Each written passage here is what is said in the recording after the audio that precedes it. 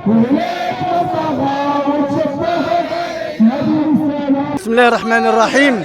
استجابة لنداء الهيئة المغربية لنصرة قضايا الأمة بمناسبة ذكرى النكبة 76، جئنا اليوم بالحي المحمدي لنعبر عن التضامن اللامشروط مع إخوان ديالنا في فلسطين، وجئنا كذلك لنستنكر العدوان الصهيوني المدعم بالتحالف الغربي الأمريكي، وجئنا لنقول أن شهداءنا بإذن الله في الجنة، ونسأل الله عز وجل الشفاء للجرحى والمصابين. ومن هذه المنطقة، منطقة الحي المحمدي، جئنا لندعو الشعب المغربي وأبناء الحي المحمدي وساكنة مدينة الدار البيضاء بالمشاركة في المسيرة الوطنية التي ستنظم يوم الأحد بساحة نصر درب عمر على الساعة 5، وهذا يدل على أن المغاربة لن يتخلوا عن فلسطين، وأن فلسطين هي قضية مركزية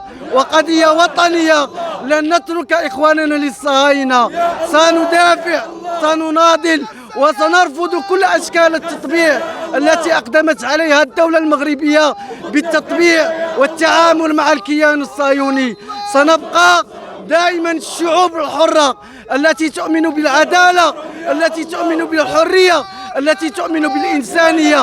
أننا لن نسكت. خرج أحرار العالم يتضامنون مع فلسطين، ونحن في المغرب مسلمون يربطنا مع إخواننا في فلسطين العقيدة الإسلامية، فلن نترك إخواننا أن يكونوا أكلة سائغة للكيان الصهيوني.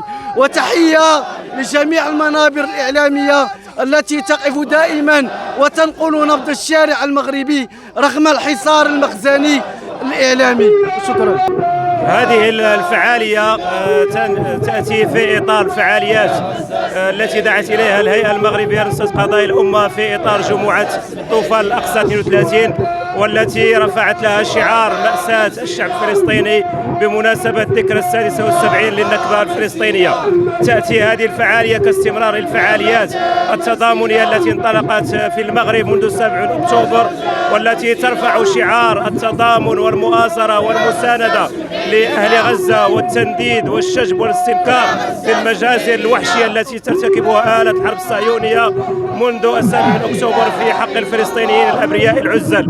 كما تأتي هذه الفعالية لتعبر عن اصطفافها إلى جانب الشعب الفلسطيني الذي يحتضن المقاومة والذي يدافع عنها بالغالي والنفيس. كما أن هذه الفعالية هي رسالة شجب واستنكار لمسلسل التطبيع الذي باشرته الدولة المغربية منذ 2020. فالآن هذه الفعاليات التي تعم كل ربوع المغرب ترفع رسالة تضامن ومؤازرة مع الشعب الفلسطيني والتنديد بالمجازر الوحشية الهمجية التي يرتكبها الكيان المدعوم من طرف دول الاستقبال العالمي وعلى رأسها أمريكا. كما أن هذه الفعالية هي للتنديد بالاجتياح الصهيوني لرفح واستهداف النازحين واستهداف الأبرياء. فتحية للمقاومة التي لقنت الجيش الصهيوني درسا لن ينساه، وتحية لحاضنتها الشعبية الشعب الفلسطيني الأبي والمناضل. الصراط المستقيم صراط الذين أنعمت عليهم غير المغضوب عليهم ولا الضالين.